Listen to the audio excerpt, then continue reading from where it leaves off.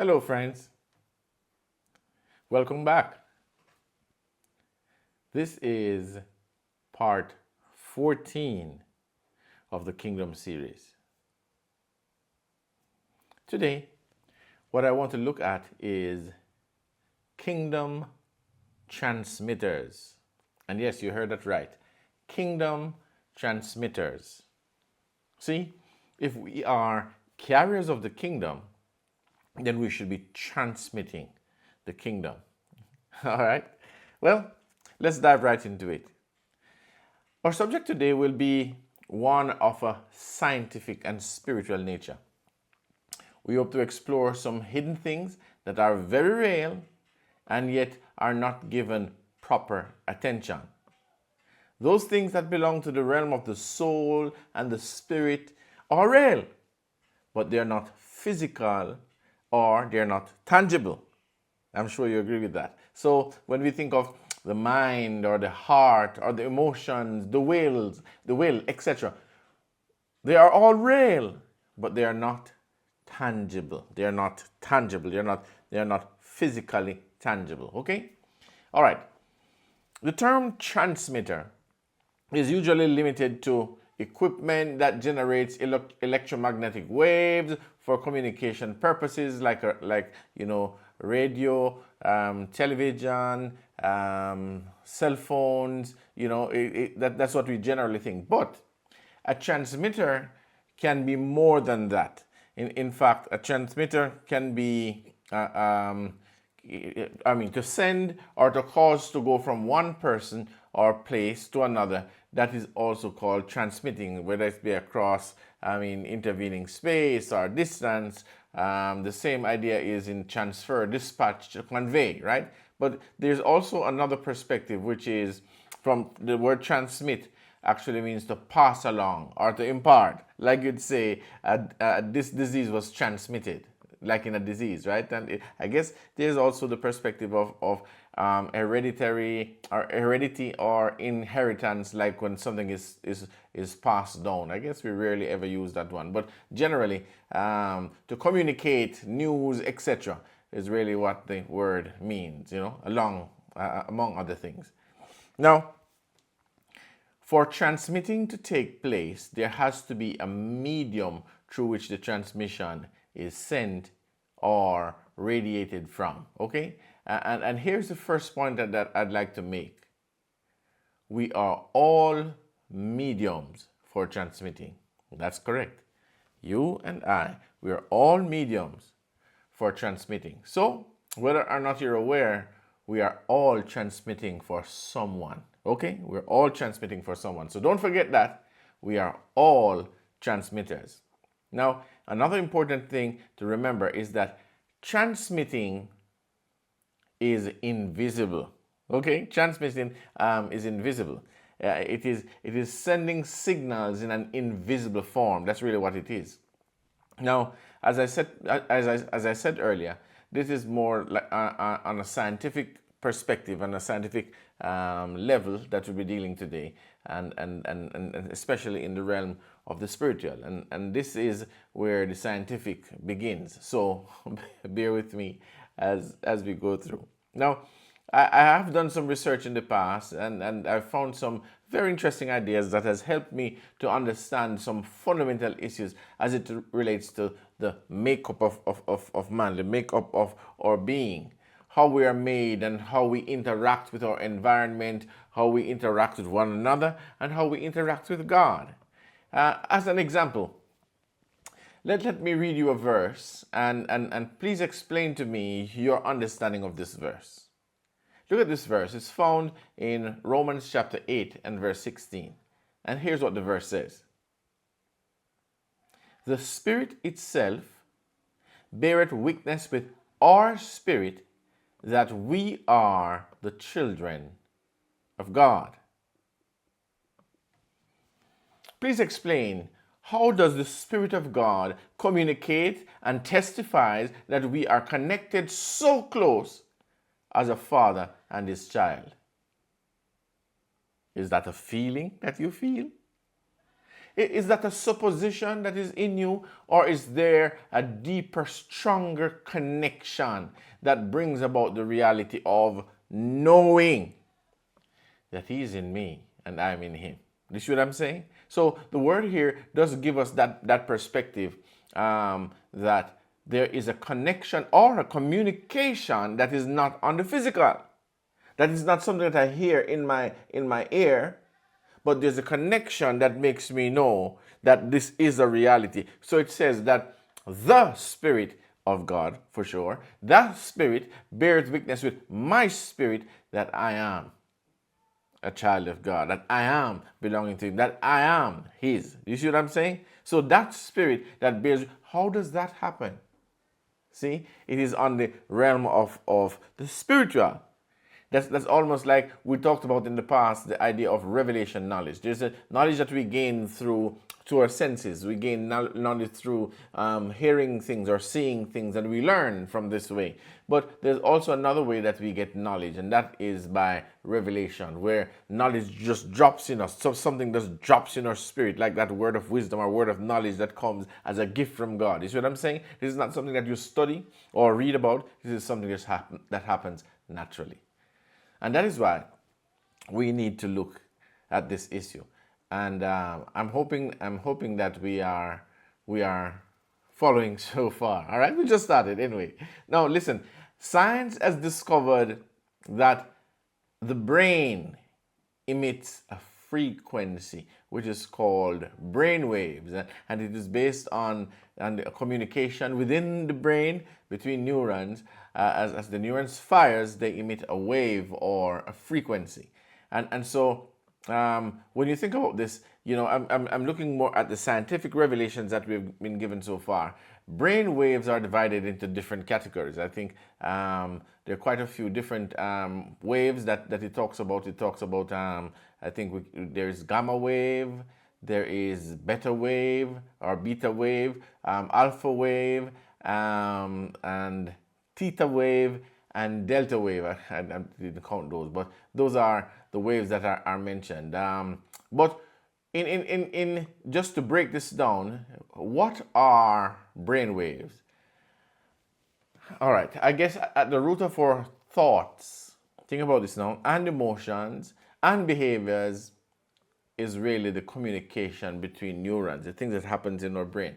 Within our brain, these neurons are firing off, and these brain waves that comes off are tiny pulses of the electrical activity that is produced as the neurons communicate with each other. Okay, so brain waves are real, but they are invisible. They can be detected using sensors placed on the scalp, and that, I think that is kind of more old-fashioned, an old-fashioned way. If you ever seen those people doing like a brain test, you'll see all of these electrodes that are placed. But I think that today they just put an helmet on your head that doesn't even touch your head. I mean, that's an interesting one, right?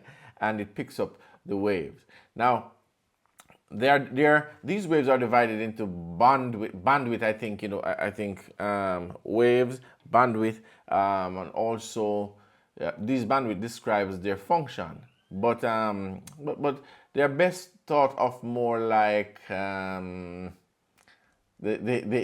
continuous spectrum of consciousness. Let's say it that way. That's what these waves are. So I mean, as we mentioned, delta being slow, loud, and functional, to the first one that we mentioned as the last was delta, then to the first gamma, which is very fast, subtle, complex, right? And maybe, as I said, an handy analogy or to think of brainwaves is to help us understand this a little better. Think of brainwaves of more like notes, like musical notes, okay? So the low frequency waves, like deep penetrating bass note or drum beat, while the higher frequency brainwaves are like, maybe a stringed instrument, or maybe even like a flute, a high-pitched flute or something like that, right?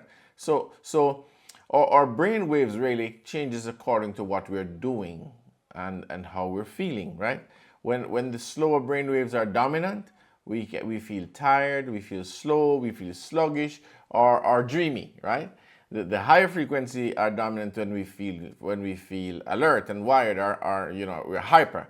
That's when these waves are dominant. Now, I'll briefly just look at you know, broad descriptive ideas of these different waves, and in practice though, these things are far more complex than we're just basically just barely but touching, right? And these brainwaves reflects different aspects when they occur in different areas of the brain, or different locations of the brain. Now, let's start at the bottom. Let's go back over what we said they were again. They were gamma waves, sorry, gamma.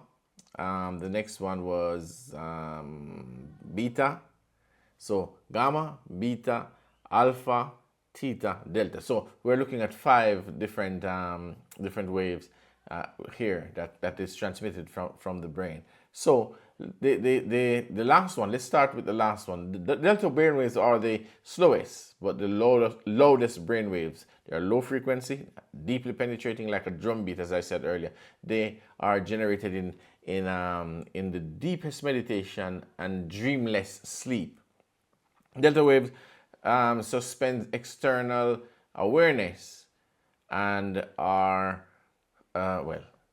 they say that it's a source of empathy. Healing, regeneration are stimulated in this state, and that is why deep restorative sleep is so essential to the healing process. So this wave you would say would happen when you are in sleep, you are in deep sleep, okay? The theta waves coming up from the bottom, the theta waves occur most often in sleep, but are also dominant in deep meditation. So you're not necessarily when you're asleep that these waves are active, but when you're in deep meditation, you're meditating, I suppose even when you're praying, when you're in connection with God, it acts as a gateway to learning and memory. In theta, our senses are withdrawn from the external world and focus on signals originating from within, like you're reminiscing on things and so on. So it is that twilight state which we normally only experience fleetingly as we wake or as we drift off to sleep, right?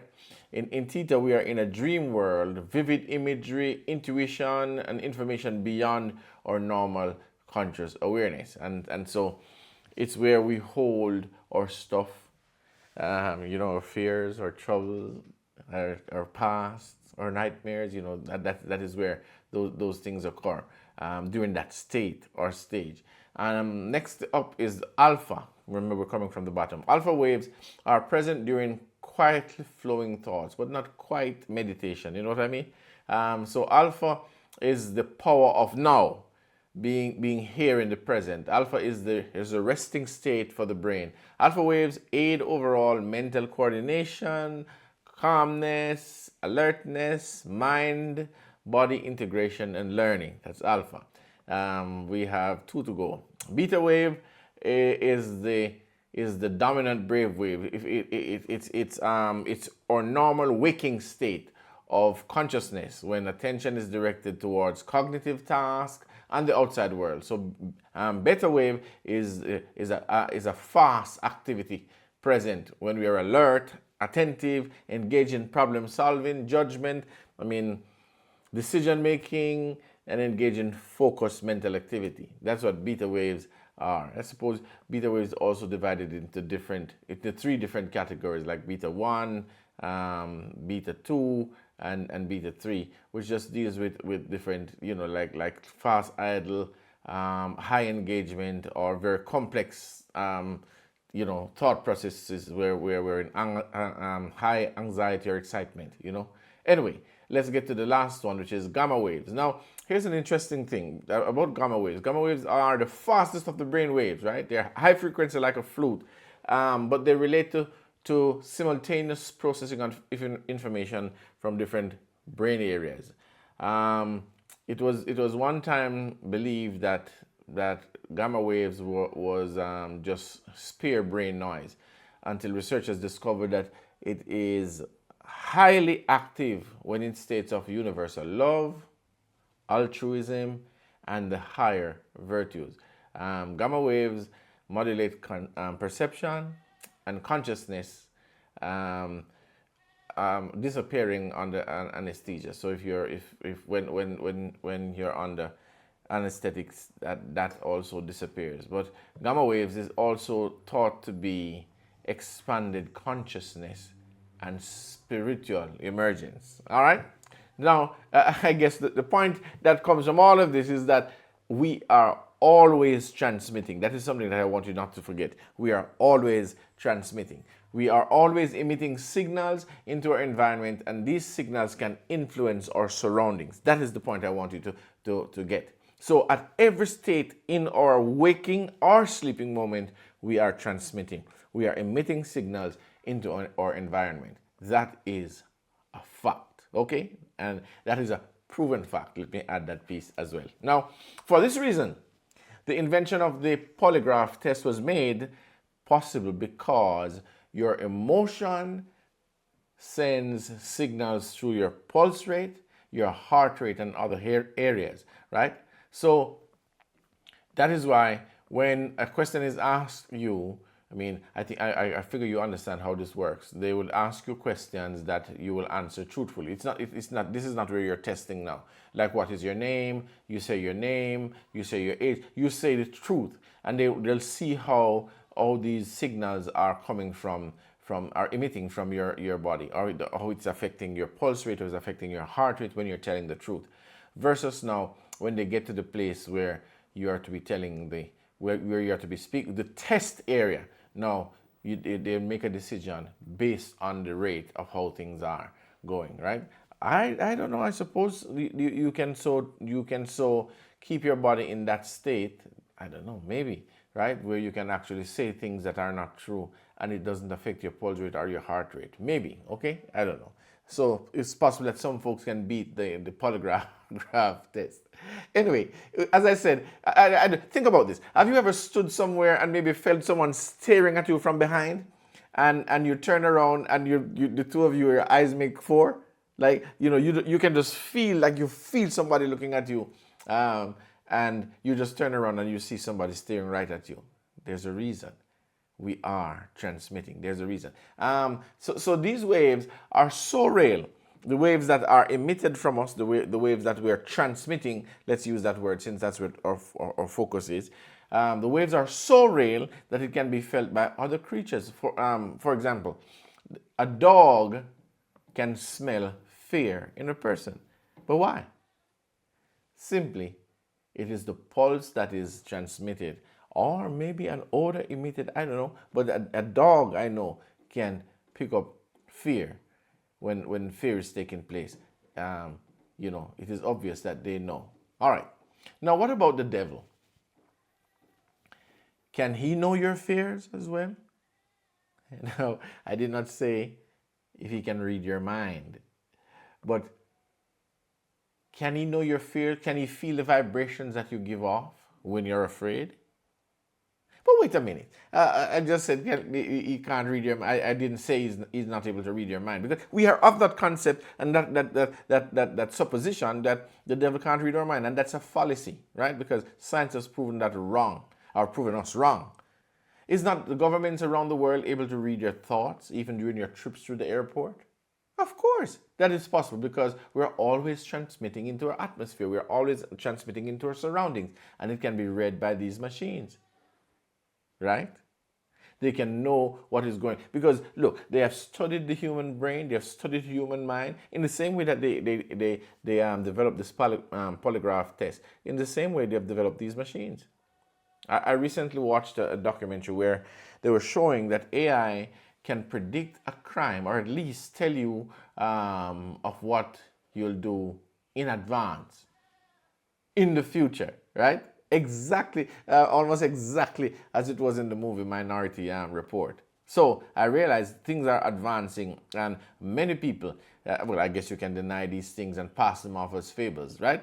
But we'll wake up when it's very, very late. So that's my point. If the government can do this, folks, if the government can read your mind, if the government can know your motive based on what is emitted in our surroundings and what we're giving off, what we're giving off, the signals around us, why not the devil?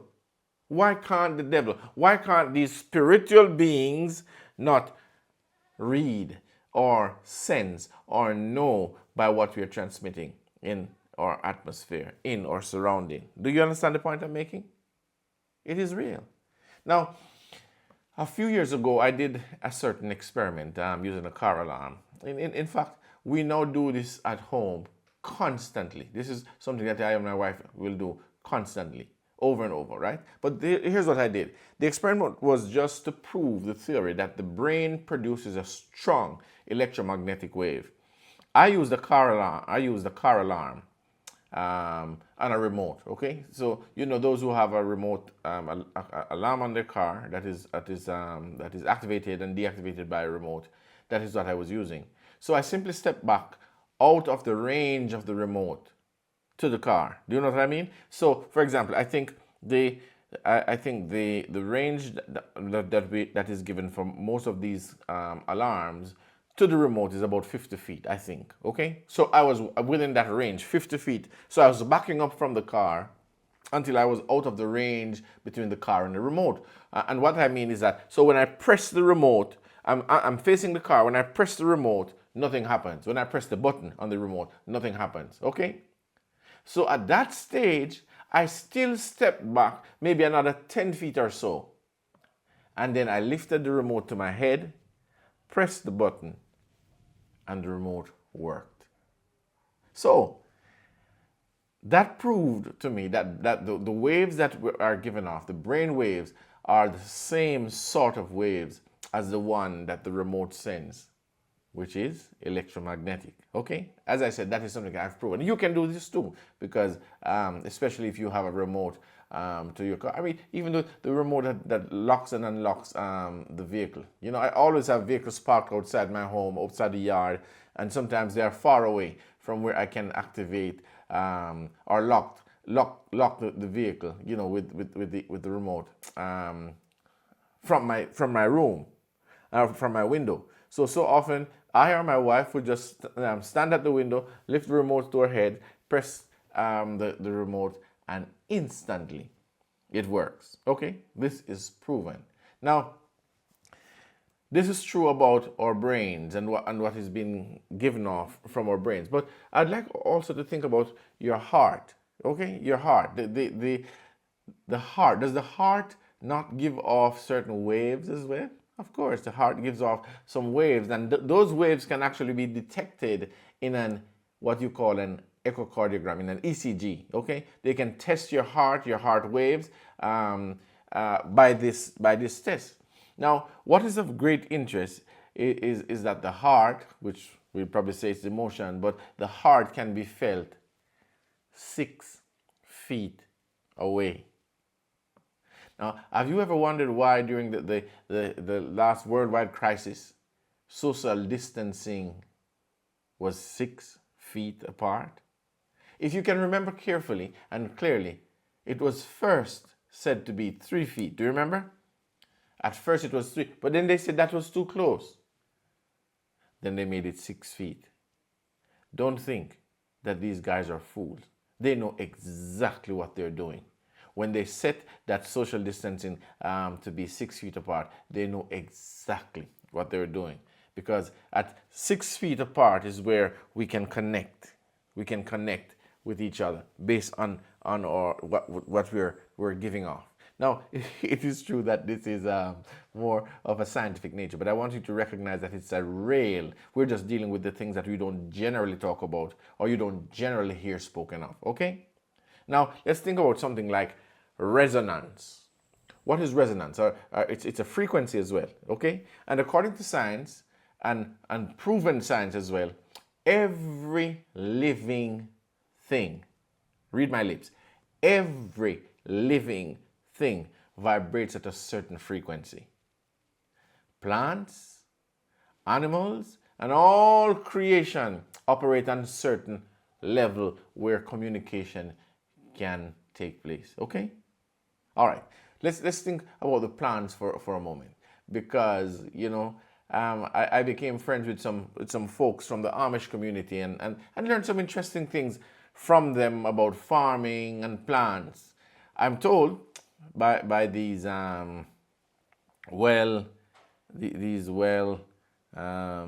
groomed I mean, these experienced people, I'm told that the plants all have an immune system like we do.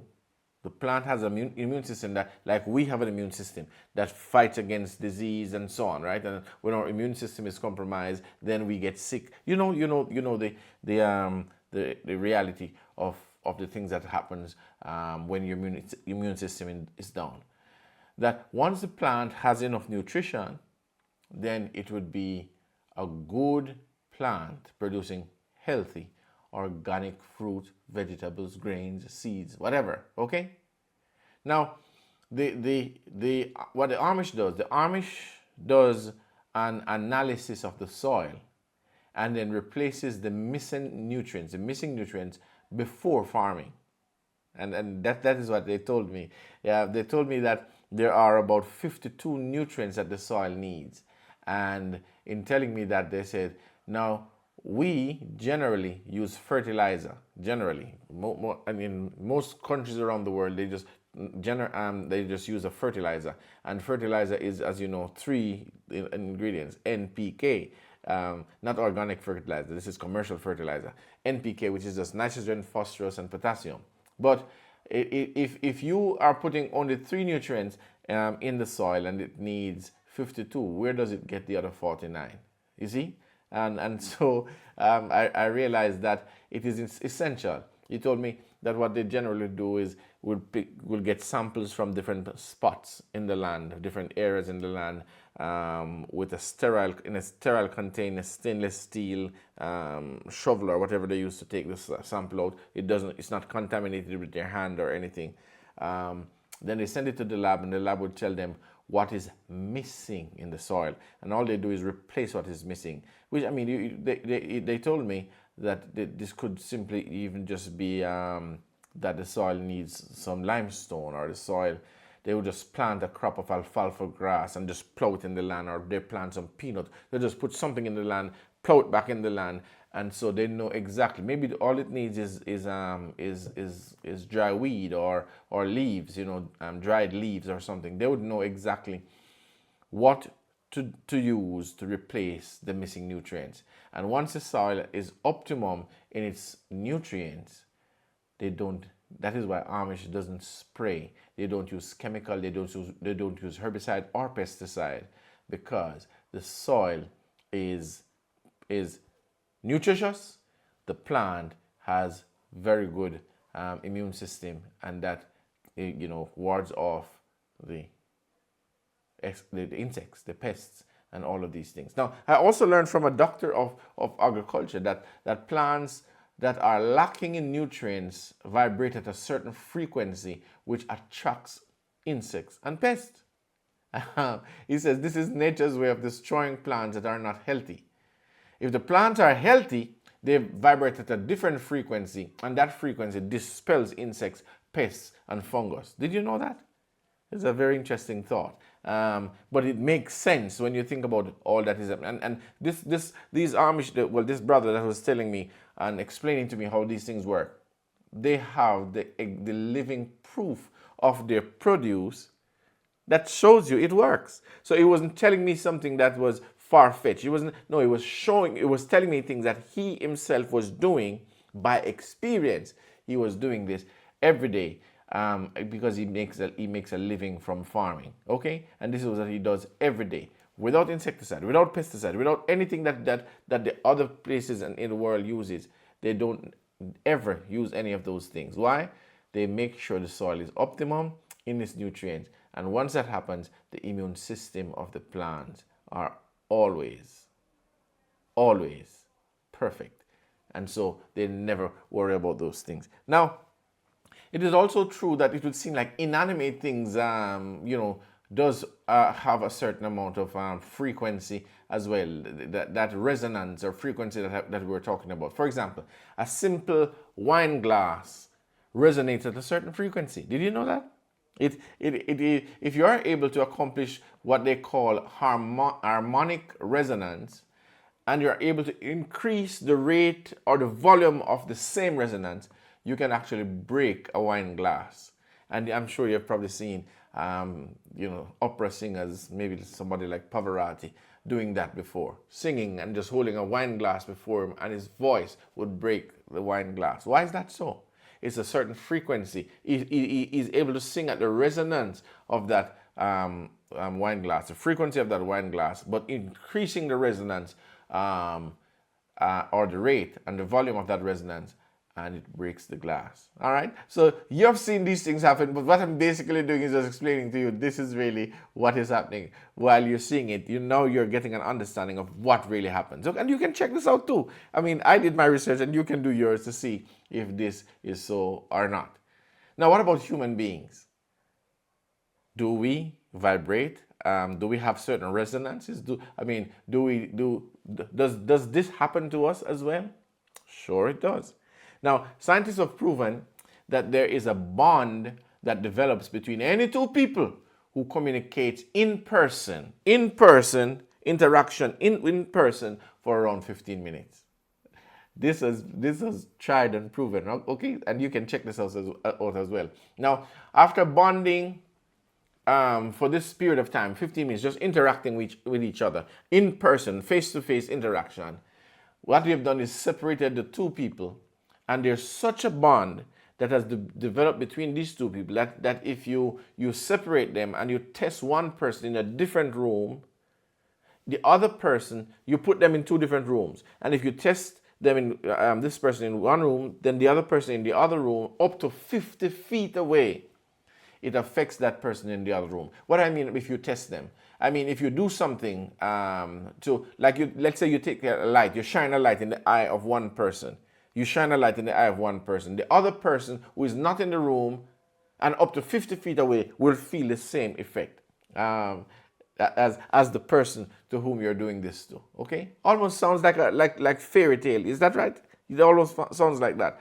But that has been tested. I mean, like if you inflict a hurt and it causes well, I was thinking about something, irritability, the response to a stimuli. But anyway, it affects the other person just the same.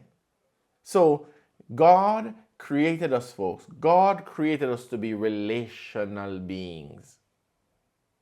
Think about that. As we talk, as we touch, as we laugh, as we live, as we hug, as we love, we are building bonds with each other. And that unites us in a way that is inexplainable, but can be felt. All right, I'm thinking about an experience that happened in my own life. Okay, I lost my eldest brother when I was about 9 years old. We are a closely knitted family, or I should say, we were a closely knitted family when I was growing up, right?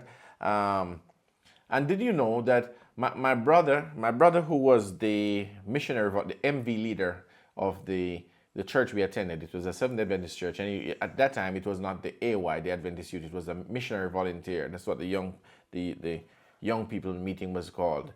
And so it was the leader of the missionary volunteer in our church. So they had planned the trip, and so he went on this church trip away from the rest of us family, and he was at the beach.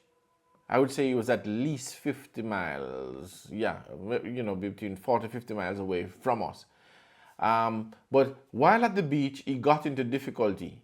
And the moment he got into difficulty in the water, my mother, which was 40 miles or 50 miles away, my mother started getting sick. My mother started feeling the things that was taking. I'm not telling you about a story. I'm telling you about my experience. Okay? And without knowing what was happening or without knowing what was going on, my mother was being affected to the extent that my brother actually died. And when he died, my mother, it was like she got a stroke when he died. And remember, it was not the days that we were using cell phones. We never had cell phones. So we didn't even know that until probably about an hour or more later, when the police called from where my brother was, the police from that area called to the police in our area, which was some distance away from us, and they had to drive to find us to give us the news. So my brother died. He never drowned. I think he got in difficulty. I think it was, he muscle contract in the water, and so he held his breath for too long, and his blood vessel burst in his face. Okay, that's how he died. So he never took in water. He never drowned. So, but I'm just saying to you that my mother felt everything that was taking place while my brother was in difficulty, up to the time when he died. It happened. My mother felt it. And after all of that happened, she wasn't sick after. You know what I mean? It wasn't like something happened, like she got a stroke and then she couldn't move. No, no. But everything that was taking place when my brother was in difficulty, until my brother died, my mother felt everything at home. And we didn't know what to do because she just took very sick and so on there. Which shows you clearly that there is a bond. That my brother was her first child. Okay? But there's a bond that exists between a mother, and it's not just because it's maternal or paternal love. You know what I mean? It's not just that. It's the fact that when you're closely connected to somebody, then these things do happen. God made us that way. It's how we were made, right? Now, it is tested and proven that babies that grows up in an environment that they are not touched, hugged, or loved is where these elements are not prevalent, are felt by these babies, that they don't strive as much, they don't thrive or strive as much as other babies with those things in place, and that's a proven fact. Okay, children that grows up in a home where there's not that kind of love, they grow very differently. They grow insecure. I mean, all of these things. If we could go into more of that, but I remember, I'm focused on this thing, folks. That this idea and this reality that we are transmitters. We are always transmitting. What we are transmitting is most important, right? So. I was even thinking of something else, and I'm not sure if this has ever happened to anyone before, but this has happened to me more often than it is coincidence. More often than I would say it is just by chance, I would be somewhere, I'll be in my vehicle, I'll be thinking about someone, or even in a conversation, call the person's name, and look, instantly, in that moment, my phone rings, or I get a text message that comes in on my phone, and guess what? It's them. Now, is that instinct? I don't think so. There's probably a signal sent, and that person picks it up, right? Probably that is something that really happens. I don't know how to explain it. I'm just telling you that these things do happen. Okay, so we are transmitting. That's the point. We are transmitting every moment as we live, whether we are awake or asleep. As we looked at earlier with those brainwaves, we are transmitting. The signal you sent out, though, is highly dependent on what you believe. Yes, the signal you sent out is highly dependent on your perception of the environment. And as you perceive, you act and live and emit pulses to others, right? As the thing that is in your heart, the things that you're believing, these are the things that you're actually emitting in our environment. So those Christians who are always speaking about the devil or the powers that be and about everyone else but God, they always live in fear. Do you realize that? Think about this. If you're always in fear, if you're always living in the negative and just afraid of what might happen next, maybe it's because you've been giving more thought to the enemy, more power to the enemy by talking about his power more than the power of God. These people are always in the negative, right? And it is no wonder why their lives are always experiencing negatives, because they're always feasting on the negative. That is just a fact. And you can think about that. You can think about people who are like that. Or if you are like that, you can say, oh, this is really what is happening. While if you look at nature, there's always healing flowing through nature. Right? Think about the early morning sun rays. That is especially good for your eyes. And even that early morning sun, and when the sun is rising up, it's good for your body as well. You probably need to listen to Dr. Jack Cruz as he talks more about the sun and how it's important to be in the sun and to be naked as nude as possible when the sun is rising at a certain time, to just allow your body to get soak in this sunshine. This vitamin D is so good for us. Is that right? Right. So that what the sun does is converts that in our bodies, that vitamin D. Think about even going near a waterfall, and if you're near a waterfall, then the ions that are formed from the falling water, they all have healing properties. So that is the perspective of what happens in nature, that these things are naturally and ever flowing around us. You know what I mean? I hope that you're actually following and you can see the things that we're saying. But have you ever wondered why James said the things that he said about being happy or being merry or being sick or being afflicted? Have you ever wondered about it? Let's take a look at what James says here and see if we can decipher some of the things that he was saying and see if we can understand a little better what he's saying. Is any afflicted? Let him pray. Is any merry? Let him sing psalms. Is any sick? Let him call for the elder of the church, and let them pray over him, anointing him with oil in the name of the Lord.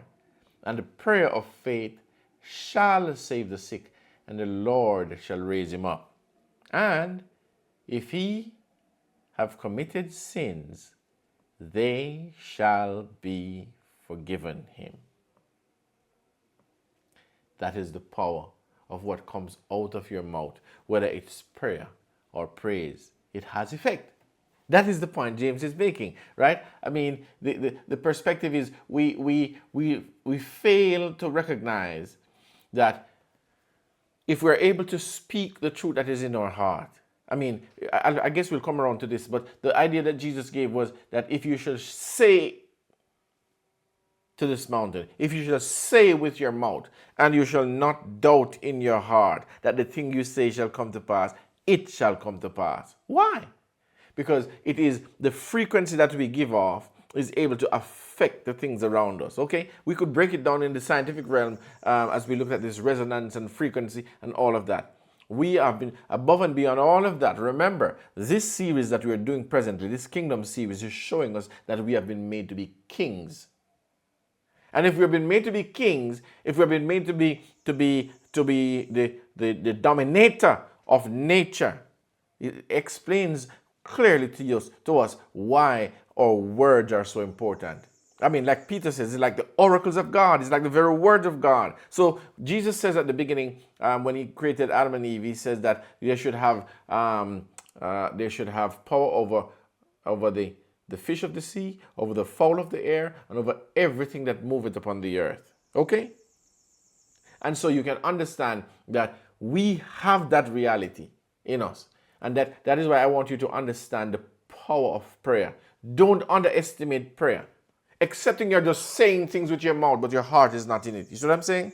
But once you're able to say something and your entire being is behind what you say, like you make a declaration or you make a confession, something happens because of who you are. You are king. And when a king speaks, then whatever he says, the subjects must obey. Does that make sense? I think it makes sense. And I don't know if you've been thinking about this, but this is the reality, that we are transmitting something, and our transmission is based on our understanding of who we are, our understanding of who what we have, who lives in us, and who is speaking through us. You see what I'm saying? All of that makes sense. But let me ask you a question.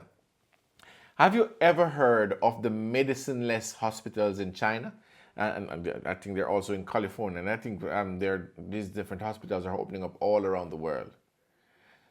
All they are centers where people use energies to heal others. I think you can find one or two videos of this, of how this actually works on YouTube if you check this out, right? But these folks, listen to this, my friends. These folks are not Christians. They are New Agers. They have come to understand that healing can flow from the energy we give off, right? They call that chi, okay? I know I'm going to probably get into trouble because I think just to talk about things like this, people will say, do I believe in New Agers now? You see what I'm saying? I mean, it's kind of stupidity. I mean, it is, to ask something like that is so foolish, right? I'm telling you about things that are happening, and they are turning around to me to ask me if I'm now a New Ager, right? Does that even need an answer? I'm trying to show you how things are. I'm showing you how life is made up, right? And I'm showing you that these people are doing these things from the perspective of understanding that what flows out of them. What about you? What about you? Do you believe that? Do you believe that God is in you and is flowing through you? Do you believe that your voice and your words are the oracles of God? Do you believe that He says, if you lay hands on the sick, they shall recover? I tell you, you don't.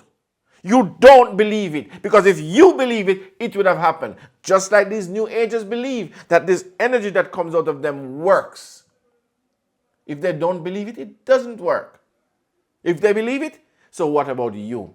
What about you? Come on, you who are talking about God and talking about this, you don't believe it. Because if you did, it would happen. That's a fact. Okay? Now, I've seen them stand around patients.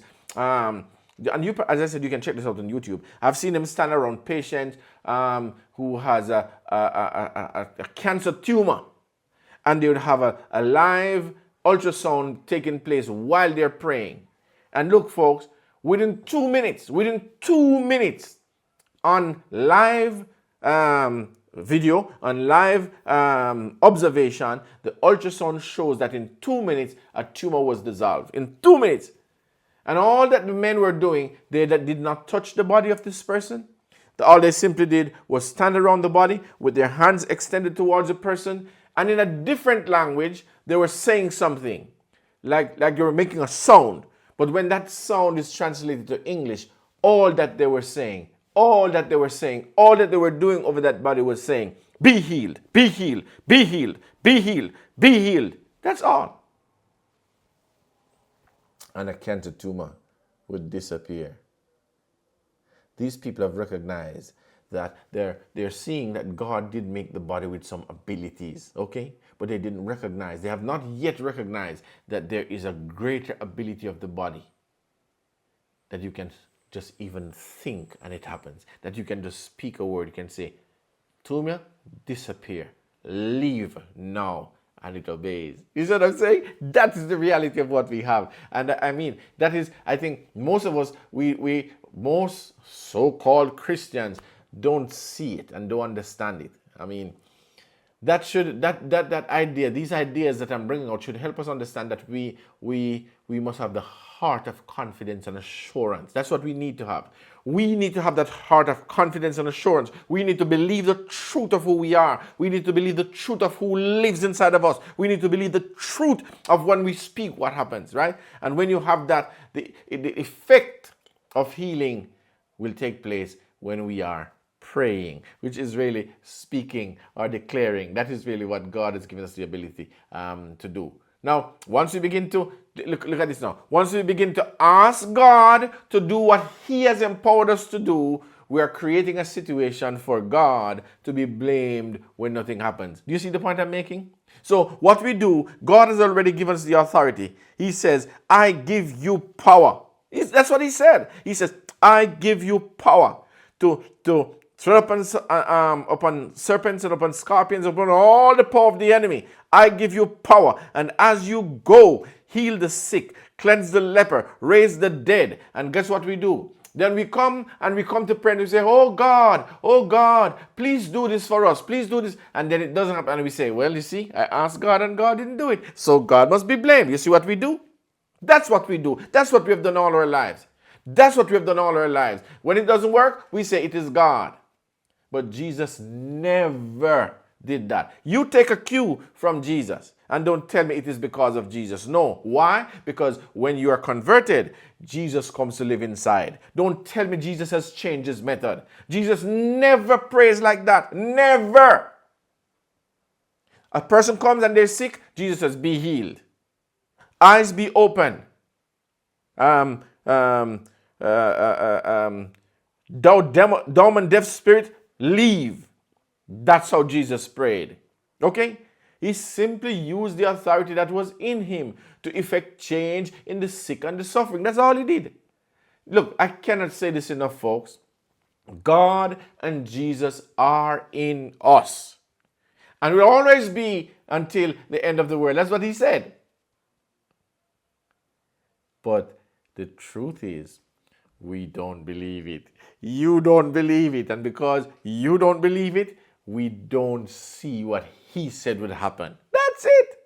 Look, he told it the 12 and the 70. I give you power to tread upon serpents and over all the power of the enemy, right? He told the 12 and the 70. He told them that they were to go and give, freely to give because they were freely given. Okay? What has he given us? He gave the 12 and the 70. He told them with his words, his mouth, he says, go, I give you power. What has he given us? Has he given us the power to ask God to do? Has he given us the power to beg and plead like paupers? No, no, no, no, beloved. That is not the case.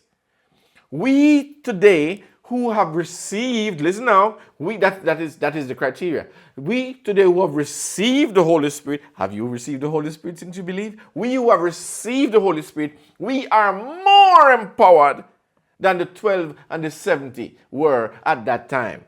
We have the power in us. They never had the power in them. God, Jesus just simply said, I give you power. So they were depending on that word and going, believing that word. No, no, no. Today we have something far superior. We have the power of God in us. Why? Because God is inside of us. God has come to live inside of us. And our bodies are now his temple. And so, please, think about this. Begin to think about this and begin to think about it enough that you can believe it because it is the truth. We need a mindset. We need a change of mind, which is really the way that you were educated or schooled, the way that you have been programmed. We need a change from that. And that once we understand this reality, we begin to declare and proclaim by the power of God within us that through his authority and faith in his name and faith in his power, he will do that which we have declared. Does that make sense? I hope it's making sense because this is just the truth of what we've been given, who we have been made to be. This is the truth of that situation. It is the truth. We are always transmitting. But what are we transmitting? Who are we transmitting for? For the enemy or for God? Well, you can tell. Just look at your life. Look at your life. Look at how you live. Look at the situation that you're in and the approach that you take towards them. It's easy. And you can know. There are two worlds. There are two worlds. And these two worlds these two worlds interact. They interrelate with each other. They cross each other constantly. It is the world of the flesh, the physical, and it's the world of the spirit, which is the invisible. So the invisible is dealing with God. The invisible is dealing with God, with Jesus, with angels and demons. Let's not forget that. That's what the invisible realm, that's who lives in the invisible realm. God, Jesus, angels, demons, Lucifer, Satan. They are in our world and present now as I speak. Okay? These spiritual entities are there. As I speak, they're in our world. In this room that I sit, they're in our world. Okay? Let me give you a quick example. In Jamaica, a few years ago, a demonic game originated somewhere. I think they said Dominica or somewhere, found its way to Jamaica. And I guess everywhere or anywhere in the world you are, this can be done. Okay? It wreaked havoc in our schools, causing a lot of demon possession. Students and children were possessed by demons until schools had to be closed. And upon reopening, a decree was passed that if any student is caught doing this, they'd be expelled immediately. It was so simple that it was unbelievable. So simple. Any student could come together. They get a blank sheet of paper, make two lines, diagonal and vertical on the paper, dividing the paper into 4 quarters. And in two diagonal areas, yes, 2 diagonal area, no. And 2 lead pencils placed on each other with a simple statement. Listen to the statement. Charlie, Charlie, are you here? Once the demon answers, and they'll answer by the pencil moving on its own, by itself, you must ask permission to leave. And if it's not granted to you, you can be possessed by a demon. Now, just think about that. I guess it's something probably similar to a Ouija board, right? And wanting to play with demons. But think about it, folks. The point I'm trying to make is that you're surrounded by these forces at all times, so that even if you whisper, they are there and will respond. You see my point? That it doesn't matter where you are in the world. Once you're able to do that and you say these words, the demons that are always there respond instantly. Now, what about God's forces? What about that of angels and that of the Holy Spirit? Are they not a very present help in the times of trouble? Are they not a present company in the times of joy and happiness? Are they not always present and ready to respond? Why didn't we talk about the power of the enemy and we never talk about the power of God? Why is it that we never relate to the angels that are around us? Why is it that we never refer to them? Why is it that we never acknowledge them? Why is it that we never interact like that? So spirit can relate to spirit. Why don't we do that? Well, the one reason we don't get responses is because we don't believe it. Just think about that. The one reason why we don't get responses is because we don't believe it. And the one reason why we get responses from the other side is because we believe in demons more than we believe in God. We believe demons are more real than God is. How could you say that, Brother Howard? Because of the evidence. The evidence shows us where our belief system lies. And it shows you the things that happens once you begin to believe. That is what is important. Once you begin to believe, what are you believing? What do you think about most of the time? These are just questions that you need to ask yourself. What do you think about most of the time? Because the things that you're thinking about most of the times are the things that you're believing. And it's important, this is important and something we need to stop and ask ourselves very often during the day. What am I thinking? What am I thinking about? Do I allow myself to be just loosely thinking like this? Or do I focus? Do I make a deliberate effort in focusing in certain things and thinking on certain things? Like Paul says, whatsoever things are good and lovely and of a good report, think on these things. Right? I mean, what does the wise man say? For as a man thinketh in his heart, so is he. So think about what you're thinking. For as a man thinketh in his heart, so is he. He's saying something. In fact, let's look at the master teacher himself. Listen to what he has to say here in Luke chapter 6. A good man, out of the good treasure of his heart, bringeth forth that which is good. And an evil man, out of the evil treasure of his heart, bringeth forth that which is evil. For out of the abundance of the heart, his mouth speaketh. That's Luke 6:45. So, folks, it comes down to this. The issue really is this. What do we think about? What is it that is on your mind? Because the battle is for your mind. The battle is for your mind. If you can keep other things occupied, if you can keep other things in your mind, if you can keep your mind occupied with other things, with sports, wow, that is one. If you can keep your mind occupied with sports and with entertainment and things that just make you laugh and giggle and all of this and just make you have a good feeling, if that's all that you can think about, then the enemy has a way to enter in. And you know what I think? I think if that is where your mind is, there's a certain vibration that your system will give off, a certain kind of frequency that your system will give off, that the enemy will know how to interact. The enemy will know how to come in and how to creep in and become a part of you. And before long, you're taken over. I have known of people who through video games and computer games and so on were possessed. That's possible. So you have to guard against your mind. In fact, here's how Paul puts this. And I like this perspective. Because remember, as again I said, the issue is your mind. In Ephesians chapter 4, we're going to start in verse 17. Listen to what Paul has to say here. This I say therefore, and testify in the Lord, that you henceforth walk not as other Gentiles walk, in the vanity of their mind, having the understanding darkened, being alienated from the life of God through the ignorance that is in them because of the blindness of their heart, who, being past feeling, has given themselves over to lasciviousness, to work all uncleanness with greediness. But you have not so learned Christ. If so be that you have heard him and have been taught by him, as the truth is in Jesus, that you put off concerning the former conversation the old man, which is corrupt according to the deceitful lust, and be renewed in the spirit of your mind, and that you put on the new man, which after God is created in righteousness and true holiness. That's it. That is exactly what I've been trying to say to you. That is exactly what Paul is bringing out here.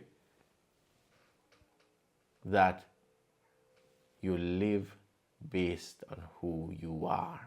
You renew your mind to your reality. That this new man that you have become has been created in the very same image of God. You have been created in the righteousness of God that you have become. You have become the righteousness of God. Don't listen to these fools. Don't listen to these idiots that are there telling you that they are preachers and teachers of the gospel and that they are followers of and men of God that tells you otherwise. I am the righteousness of God. That's what the word says. And that we have been created not just in righteousness, but true holiness is our state. That is the reality. But because we don't believe this, folks, because we are believing other things, that we are sinners and we are always sinners, because this is what we believe all our lives. We have believed that I'm only a sinner. And we're all in the same boat. I'm not in that boat. Because I've been redeemed. You know what that means? I've been redeemed from sin. I've been changed. That is what so-called Christianity is supposed to be. But that's not true. That's what a believer is. A son of God and a daughter of God is a child that has been redeemed, is a child that is no longer a sinner. So if you are God's, you can't be a sinner, because the sinner is he who is separated from God. If you are a child of God, you are united with God. And sinners are not united with God. Sinners are those who are separated from God. Do you see the point I'm making? I hope you're seeing it. And I hope you see the necessity of this mind change. I hope you're seeing it. In fact, that's what Paul says. And you know this one in Romans chapter 12, where Paul talks about this in verses 1 and 2, where he says, I beseech you, therefore, brethren, by the mercies of God, that you present your bodies a living sacrifice. How? Holy and acceptable unto God, which is your reasonable service. And be not conformed to this world, but be ye transformed by the renewing of your mind. Why? That you may prove what is that good and acceptable and perfect will of God. There you have it. That is the reality. What is in your mind? Because the things that is in your mind, the things that is constantly here, are what you're transmitting to the world around you. Both issues that we looked at so far deals with the mind. The thing that is transformed is the same that it was conformed. You see the point? The thing that is it's the same mind. The thing that is transformed is the same that was conformed. And how are we conformed to the world? See, if you don't understand what conformity to the world is, how will you ever be transformed? How will that ever take place? Now, two quick passages that I think you're very familiar with, but I probably just speak of them in passing. The first one is James 4 and verse 4, where it's made very clear that friendship with the world is enmity with God. So if you're a friend of the world, whatever that means, you are God's enemy. That's the first one. Look at the next one. The next one is actually in 1 John chapter 2, where Paul is encouraging us here. Love not the world. None of the things that are in the world. But look at what he says. All that is in the world. Look at what he says. All that is in the world, the lust of the flesh, the lust of the eyes, and the pride of life. These are not of God. These are of the world. That's what he says. That's 1 John 2, 15 and 16. You can check that out, okay? So this is where we are. The principles to bring into focus are, remember, the first one was as a man thinketh in his heart, so is he. That was in Proverbs 23 and verse 7. And the second principle that I want to bring out to you is this one in 2 Corinthians 3 and verse 18, which in a nutshell actually says it this way: for by beholding, we become changed into the same image. So, what are you focusing on? Wherever our heart is, that is where our focus will be. Okay? I mean, here in our vernacular, we say, whatever moves the heart wags the tongue. Okay? So think about it. Whatever is on your heart, whatever you think about a lot, that is what you speak about very often. Right? And so I want you to focus on this, folks. I want you to look at this reality and recognize this is the truth of what we are and what we've been given. All right? And that you should keep your heart, your mind, and all fixed upon Christ, because he is our fullness. He is our everything. So as you go, we are, we need to be educated. And what education do we need? We need to be educated about our reality. And I suppose it is the duty of those pastors and teachers and preachers to edify the believer of their status as children of the King, and also should edify them of the privilege they have, the privilege that we all have to be partakers of God's own nature, and how by recognizing that we have God's own nature, meaning that we are divine, we have that divine nature, that we are qualified to reflect the character and the image of God perfectly. So, the more we learn about our place in him and think about it, then the more our reality will be realized.